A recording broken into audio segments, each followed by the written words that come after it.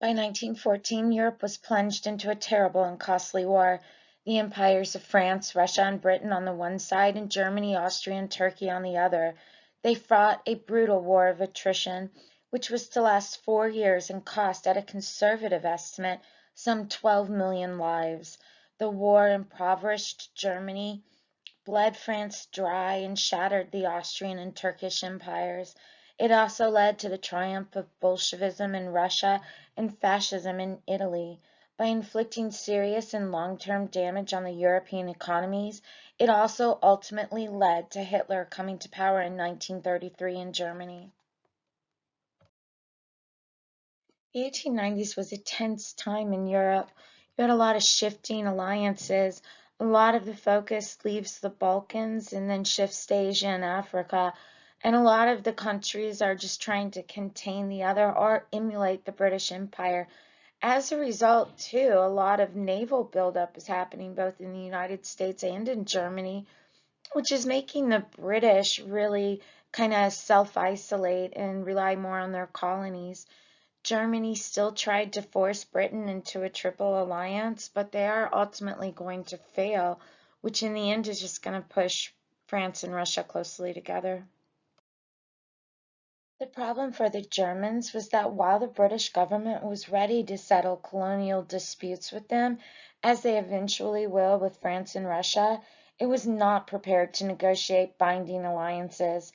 Berlin refused to believe this and remained convinced that sooner or later French and Russian pressure on Britain's large and vulnerable empire would end in war and force Britain to turn to Germany for help. Ultimately, the British were determined not to join any kind of triple alliance because, as Lord Salisbury, the British Prime Minister, observed, the liability of having to defend the German and Austrian frontiers against Russia is greater than that of having to defend the British Isles against France. Having failed to secure a British alliance, Germany now became increasingly more dependent on Austria as its key ally. This also will push France and Russia closer together. Kaiser Wilhelm II will visit London in July of 1891, and this convinced the Russians that they were a lot closer than they actually were. They begin to push the French to meet and form an entente, which they do. A year later, this was backed up by a secret defense military agreement, which was approved by both governments in January of 1894. Its terms were Russia would assist France with all available forces if it was attacked by Germany or Italy, supported by Germany. France would do the same for Russia if it was attacked by Germany or Austria, backed by Germany. The treaty was to last as long as the Triple Alliance. The treaty marked the end of France's isolation in Europe, and even though its precise terms were secret, fueled German fears that in any future war, France and Russia would be allies. The potentially dangerous situation in which Germany now found itself was partly obscured by the shift of European rivalries in the 1890s from Europe and the Balkans to Africa and China. Outside Europe, Germany, France, and Russia were able often to cooperate at the cost of the British Empire. For a time, Germany still remained confident that Britain, whose huge and vulnerable empire was coming under intense pressure, would be forced into an agreement on Germany's terms with the Triple Alliance. But this was a major miscalculation. The 1890s witnessed a renewed scramble for territory and influence in Africa and Asia by the great powers joined by Japan. However, contrary to expectations, imperial rivalries in Africa and China did not lead to the outbreak of a major war between the European powers, but they did encourage the growth of nationalism, imperialism, and militarism in each European country. The struggle for this empire was most intense in the following regions: the Upper Nile, South Africa, and China. The French, bitterly resentful of Britain's dominant position in Egypt, which it had acquired in 1882, intended to seize a wide strip of territory right across Central Africa, from the Indian Ocean to the Atlantic. Both Britain and France raced to control the territories of the Upper Nile. In September 1898, a small French force reached the Upper Nile first and hoisted the French flag at Fashoda, but was confronted a few days later by an army under General Kirchner, which had just defeated the Sudanese forces. An armed clash that could have led to war between Britain and France was avoided when Kitchener decided not to use force to eject the French. Instead, it was left to the two governments to find a diplomatic solution. France deserted both Russia and Germany, had little option but to concede totally to the British demands in the Sudan. Fashoda has been called by historian J.V. Kager the worst crisis in Franco-British relations since Waterloo, yet paradoxically it also led to an improvement in Anglo-French affairs, as influential voices in Paris began to argue that France should cut its losses, write off Egypt, and gain British backing for the annexation of Morocco.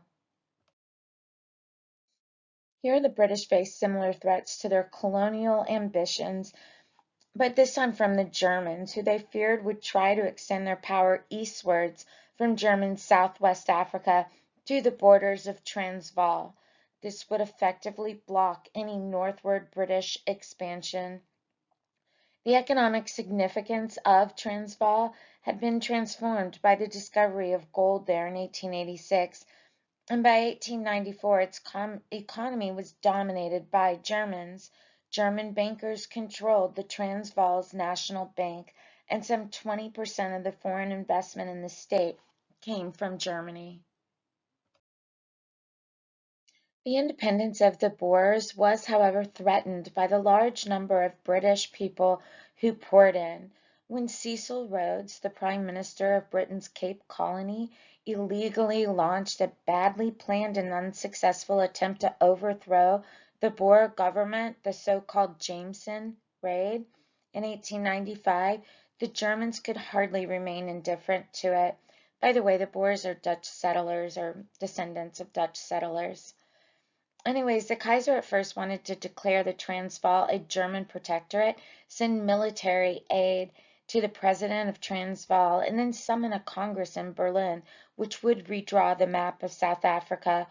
But in the end, he was persuaded by his own diplomats that because of British sea power, these were just empty threats.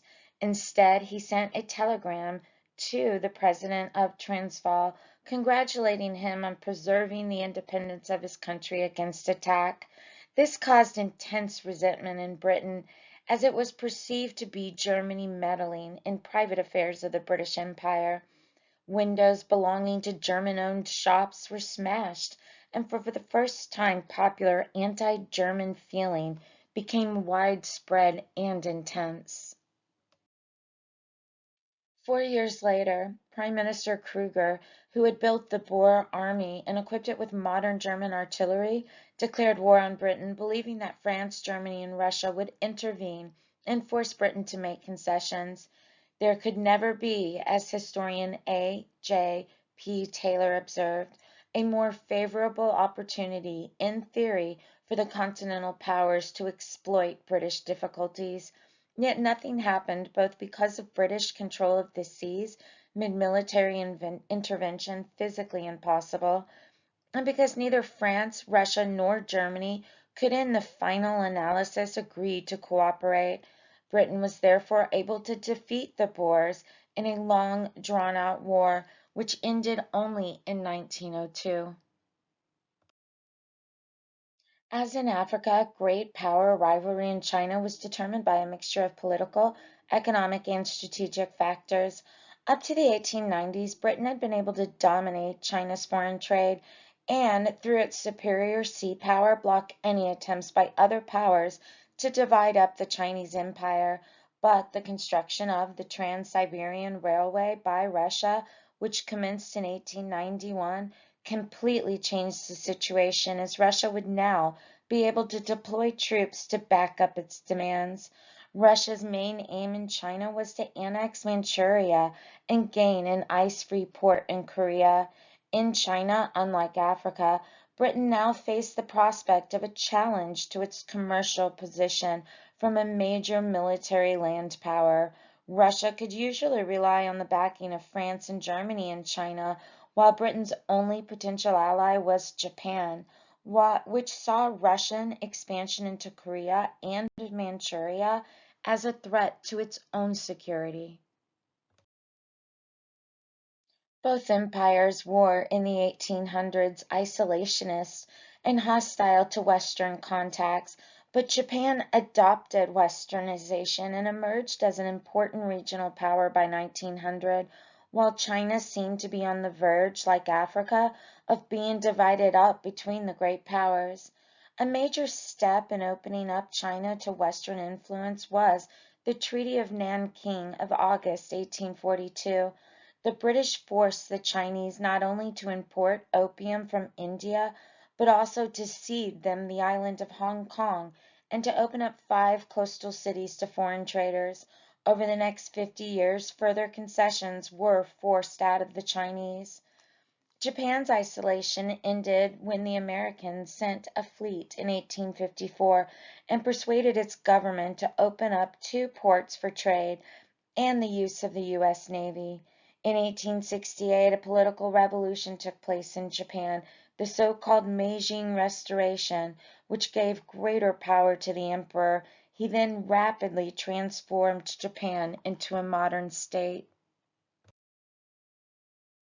To protect their interests, Japan and Britain negotiated a defensive alliance. Japan recognized Britain's interests in China, while Britain accepted that Japan was, in a peculiar degree politically as well as commercially, oh my gosh, the British, God bless. They just said, cool, yeah, do it, okay? Anyways, both powers then went on to agree in January 1902 that if these interests were threatened, each power should be free to take the necessary action to protect them. In the event of war between Japan and another country, Britain would remain neutral unless a third power came to Russia's assistance. Similarly, if Britain were involved in a conflict in the Far East, Japan would only intervene if a third power declared war against the British. When it became clear by 1904 that Russia would not withdraw troops from Manchuria nor cede to Japanese dominance in Korea, the Anglo-Japanese Treaty enabled Japan to launch a surprise attack on Port Arthur. The subsequent Russo-Japanese War was fought in isolation. Neither France, which had just signed a colonial agreement with Britain, nor Germany, who wanted to fight the British, and each feared that its involvement in a Far Eastern war would make it vulnerable to attack in Europe. After the defeat of the Russian fleet and the Russian army, the Russians, paralyzed by revolution at home, agreed to mediation by the U.S. President in August 1905.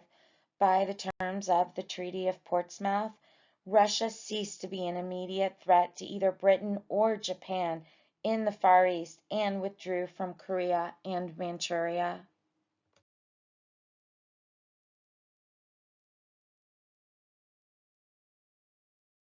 In the end, imperialism was quite a mess during this time period. You have Anglo and French rivalry in Egypt and the Sudan, and it comes to a head at Fashoda in 1898. Anglo and German rivalry, fueled by German support of Kruger in South Africa, causes problems too, and yet neither France nor Germany were able to organize a continental league during the Boer War, which allowed the British to win. In China, there was the construction of the Trans-Siberian Railway, which opened up northern China to Russian influence. This challenged Britain's monopoly of trade and upset Japan, who was looking to also influence Manchuria and Korea. The Russo-Japanese War then breaks out, and first Japan and Britain sign a defense alliance in 1902, but in 1905 this enables Japan to be the first Asian country to defeat a Western nation.